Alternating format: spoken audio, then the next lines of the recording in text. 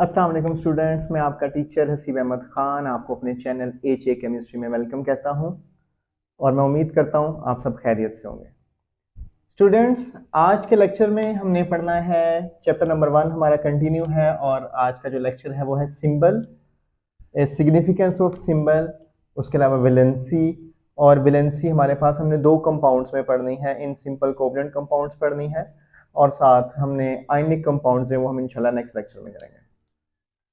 ये तो स्टूडेंट्स हम स्टार्ट करते हैं अपना लेक्चर। आज का जो हमारा फर्स्ट टॉपिक है वो है सिंबल। सिंबल हम बोलते हैं अलामत को। Elements are represented by symbols. Elements को हम सिंबल से जाहिर करते हैं। रिप्रेजेंटेड का मतलब होता है जाहिर करना,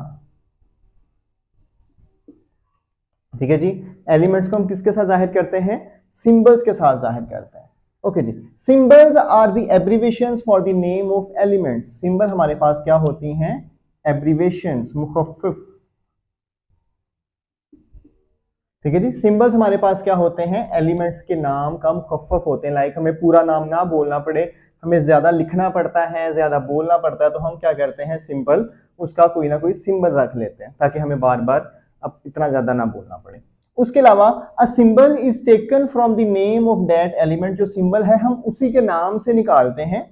अब वो जो नाम है वो आपका इंग्लिश लैंग्वेज में भी हो सकता है, लैटिन यानी कि लतीनी जुबान में भी हो सकता है, ग्रीक यूनानी जुबान में भी हो सकता है और जर्मन जुबान में भी हो सकता है। जाहिर बात है जहां पे जिस भी कंट्री में जिस भी एरिया से कोई भी साइंटिस्ट एलिमेंट डिस्कवर करेगा वो उसका अपनी लैंग्वेज में नाम रखेगा। तो अब हमारे लिए उनकी लैंग्वेज बोलना, वो अल्फाज बोलना बहुत मुश्किल होते हैं, तो हम क्या करते हैं? उसका सिंबल कोई ना कोई हम उसका सिंबल रख लेते हैं ताकि हमें लिखने में बोलने में आसानी हो, ठीक है जी।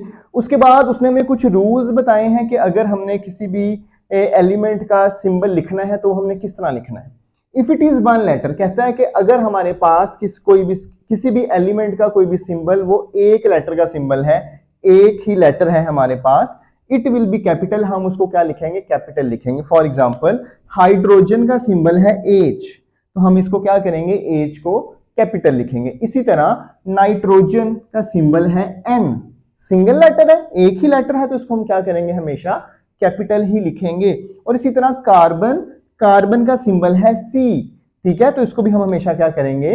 कैपिटल लिखेंगे। क्यों? क्योंकि ये हमारे पास वन लेटर सिंबल है, ठीक है। उसके बाद वो कहता है कि अगर हमारे पास कोई ऐसा एलिमेंट है जिसका सिंबल 2 लेटर्स हैं, यानी कि उसके अंदर कितने लेटर आ रहे हैं? उसके सिंबल के अंदर 2 लेटर आ रहे हैं, तो हम उसका सिर्फ फर्स्ट लेटर जो है उसको कैपिटल लिखेंगे, ठीक है, और जो बाकी है उसको हमने स्मॉल ही लिखना है। देखें जी, कैल्शियम है तो कैल्शियम का फर्स्ट लेटर C हमने कैपिटल लिखा और A जो है वो हमने स्मॉल लिखा, ठीक है, तो इसका सिंबल क्या होगा? Ca। इसी तरह सोडियम का असल नाम है नेट्रियम, ठीक है, तो हम ये सोडियम इसका इंग्लिश नेम है, तो हमने इसके रियल नेम से इसका सिंबल डिराइव किया है, ठीक है। तो जी हमारे पास अब जो इसका फर्स्ट लेटर है N वो हमने कैपिटल लिखा और जो सेकंड लेटर है वो हमने स्मॉल लिखा। इसी तरह क्लोरीन है तो क्लोरीन का हमारे पास सिंबल है Cl, C कैपिटल और L स्मॉल।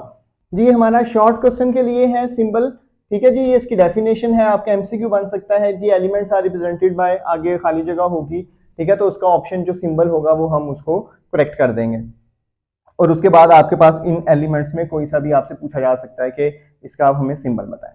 उसके बाद हमारे पास नेक्स्ट है जी वैलेंसी। वैलेंसी क्या होती है जी? बहुत इंपॉर्टेंट शॉर्ट क्वेश्चन भी है आपका और इसमें से एमसीक्यूज भी काफी आते हैं। और इसके अलावा वैलेंसी जो है, जब तक हमने केमिस्ट्री पढ़नी है उसके वैलेंसी का बहुत ही ज्यादा खास रोल है उसमें, ठीक है जी, तो उसको हमने ध्यान से समझना है। Valency, the unique property of an element is valency. किसी भी एलिमेंट की जो बहुत ही खास प्रॉपर्टी है उसको हम क्या बोलते हैं? वैलेंसी बोलते हैं। अच्छा जी, अब जो एक मिस्टेक स्टूडेंट्स करते हैं वो ये करते हैं कि वो इस लाइन को डेफिनेशन समझ के पेपर में सिर्फ ये लिख देते हैं। ये आपके पास इसकी डेफिनेशन नहीं है, इसको आप डेफिनेशन में ऐड कर सकते हैं, लेकिन सिर्फ ये इतनी सी लाइन लिख देना ये डेफिनेशन पूरी नहीं होगी। जो बेसिक इसकी डेफिनेशन है वो वाली इसकी ये जो मैंने ब्लू कलर से लिखी है। It is combining capacity of an element with other elements. एक एलिमेंट की बाकी एलिमेंट्स के साथ मिलने की जो सलाहियत है जो एबिलिटी है, जो कैपेसिटी है, उसको हम क्या बोलते हैं? वैलेंसी बोलते हैं। कंबाइनिंग मतलब मिलना और कैपेसिटी मतलब सलाहियत। एक एलिमेंट की दूसरे एलिमेंट्स के साथ मिलने की जो सलाहियत है उसको हम क्या बोलते हैं? वैलेंसी बोलते हैं। हर एलिमेंट हर दूसरे एलिमेंट के साथ नहीं मिल सकता, ठीक है? सिर्फ खास एलिमेंट्स के साथ मिल सकते हैं, बाकी सब आपस में एक दूसरे के साथ नहीं मिल सकते। उसके बाद जी वैलेंसी हमारे पास किस चीज पर डिपेंड करती है? It depends upon the number of electrons in the outer most shell. हमारे पास आउटर मोस्ट शेल जहां पे इलेक्ट्रॉन मूव करते हैं, उसका जो सबसे बाहर वाला शेल होता है उसको हम बोलते हैं outer most shell. For example मैं यहां पे बना देता हूं, हमारे पास एक न्यूक्लियस है, उसके गिर्द हमारे पास ये शेल्स हैं जिसमें इलेक्ट्रॉन मूव करते हैं। अब इनमें से आउटर मोस्ट शेल, सबसे बाहर वाला शेल कौन सा है? ये वाला है, ठीक है? अब इसके अंदर जितने भी इलेक्ट्रॉन्स, आउटर मोस्ट शेल में जितने भी इलेक्ट्रॉन्स हैं उस पर डिपेंड कर रही होती है, ठीक है? अगर इसके बाहर हम एक और शेल बना देते हैं तो अब आउटर मोस्ट शेल कौन सा हो जाएगा? ये वाला। इसमें जितने इलेक्ट्रॉन्स होंगे उसकी बेस पे हम वैलेंसी को डिफाइन करेंगे कि हमारे पास इस एलिमेंट की इतनी वैलेंसी है। ओके, उसके बाद नेक्स्ट हमारे पास है जी, जो आज का हमारा लास्ट भी है, in simple covalent compounds. Valency in simple covalent compounds. Simple covalent compounds में हम वैलेंसी किस चीज को बोलते हैं? यह हमें सिंपल कोवलेंट कंपाउंड्स में कैसे पता चलेगा कि किस एलिमेंट की कितनी वैलेंसी है? हमारे पास कंपाउंड्स दो तरह के होते हैं। एक कोवलेंट कंपाउंड, जब डिफरेंट एटम्स आपस में इलेक्ट्रॉन शेयर करते हैं तो हमारे पास कोवलेंट कंपाउंड्स बनते हैं। और इसी तरह जब डिफरेंट एलिमेंट्स अपना एक इलेक्ट्रॉन मुकम्मल तौर पे, एक, दो या तीन इलेक्ट्रॉन मुकम्मल तौर पे किसी और को दे देते हैं, अगर शेयर करेंगे तो हमारे पास कोवलेंट कंपाउंड बनेगा। अगर वो मुकम्मल तौर पे किसी को दे देंगे, यानी कि उन्होंने लूज कर दिया और किसी एक ने मुकम्मल तौर पे ले लिया, गेन कर लिया, तो उनको हम बोलते हैं आयनिक कंपाउंड्स। आयनिक कंपाउंड्स हम नेक्स्ट लेक्चर में करेंगे, कोवलेंट कंपाउंड हम अब कर रहे हैं, ठीक है जी? तो वैलेंसी क्या है हमारे पास? Valency is the number of hydrogen atoms which combine with one atom of that element. हमारे पास वैलेंसी क्या है कि कितने हाइड्रोजन एटम्स किसी भी एटम के साथ मिले हुए हैं, किसी भी एटम के साथ कितने हाइड्रोजन एटम्स मिले हैं, हम उसको क्या बोलते हैं? वैलेंसी बोलते हैं। देखते हैं जी, अब ये देखें, क्लोरीन है, क्लोरीन के साथ कितने हाइड्रोजन एटम अटैच हैं? 1 है, तो क्लोरीन की वैलेंसी कितनी होगी? 1 ही होगी। मैं यहां पे लिख रहा हूं जी, कितनी वैलेंसी होगी? 1 होगी। ऑक्सीजन है, ऑक्सीजन के साथ कितने हाइड्रोजन एटम्स अटैच हैं? 2 हाइड्रोजन एटम अटैच हैं, तो हम क्या बोलेंगे? ऑक्सीजन की वैलेंसी कितनी है? 2 है, ठीक है जी? इसी तरह नाइट्रोजन, नाइट्रोजन के साथ कितने हाइड्रोजन एटम्स अटैच हैं? 3 है, तो इसकी वैलेंसी क्या होगी? 3 होगी। इसी तरह कार्बन है, तो कार्बन के साथ हमारे पास कितने हाइड्रोजन एटम अटैच हैं? 4 एटम अटैच हैं, तो हमारे पास कार्बन की वैलेंसी कितनी होगी? 4, ठीक है जी? इसकी फर्स्ट डेफिनेशन थी।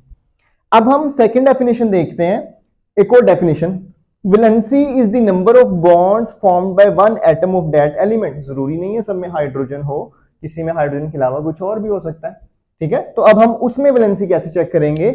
Number of bonds formed by one atom, कि एक एटम कितने बॉन्ड बनाता है, वो उसकी क्या होगी? वैलेंसी होगी। अब हम यहाँ पे हाइड्रोजन की वैलेंसी भी चेक करते हैं। हाइड्रोजन ने कितने बॉन्ड बनाए हैं जी? 1 बॉन्ड बनाया है, तो हाइड्रोजन की वैलेंसी कितनी होगी? 1 होगी। क्लोरीन ने कितने बॉन्ड बनाए हैं? 1 बनाया है, तो क्लोरीन की वैलेंसी कितनी है? 1, वो हमने ऑलरेडी लिख लिया। ऑक्सीजन ने कितने बॉन्ड बनाए हैं? 1 और 1, 2 बॉन्ड बनाए ऑक्सीजन ने, तो उसकी वैलेंसी हमने पहले लिख ली, कितनी है? 2 ही है। नाइट्रोजन ने कितने बॉन्ड्स बनाए हैं? 3 बॉन्ड्स बनाए हैं, तो नाइट्रोजन की वैलेंसी कितनी हो गई? 3 हो गई। इसी तरह कार्बन ने कितने बॉन्ड्स बनाए हैं? 4, तो हमारे पास कार्बन की क्या वैलेंसी हो गई? 4 जी। आज के लेक्चर में हमने पढ़ा सिंबल क्या होता है, हम किसी भी एलिमेंट का सिंबल किस तरह लिख सकते हैं, वैलेंसी की डेफिनेशन पढ़ी, वैलेंसी किस चीज पे डिपेंड करती है वो पढ़ा, वैलेंसी कोवलेंट कंपाउंड्स में हम किसको कहते हैं वो पढ़ा। अब एक हमारा टॉपिक अभी रहता है, वो है वैलेंसी इन आयनिक कंपाउंड्स, वो हम इंशाल्लाह नेक्स्ट लेक्चर में करेंगे। और उससे पहले मैं आपको बताऊंगा कि हम पीरियोडिक टेबल किस तरह याद कर सकते हैं, और पीरियोडिक टेबल याद करके हम वैलेंसी का किस तरह पता चला सकते हैं। कोई भी एलिमेंट होगा तो हमें जब पीरियोडिक टेबल याद होगा तो हम फौरन उसका बता सकते हैं कि इस एलिमेंट की कितनी वैलेंसी होगी। मैं उम्मीद करता हूँ आपको आज का लेक्चर बहुत अच्छी तरह समझ आया होगा। अगर किसी किस्म की कोई आपको बात समझ ना आई हो तो आप कमेंट सेक्शन में क्वेश्चन कर सकते हैं, इंशाल्लाह आपको उसका रिप्लाई आ जाएगा। और नेक्स्ट वीडियो तक के लिए अल्लाह हाफिज़।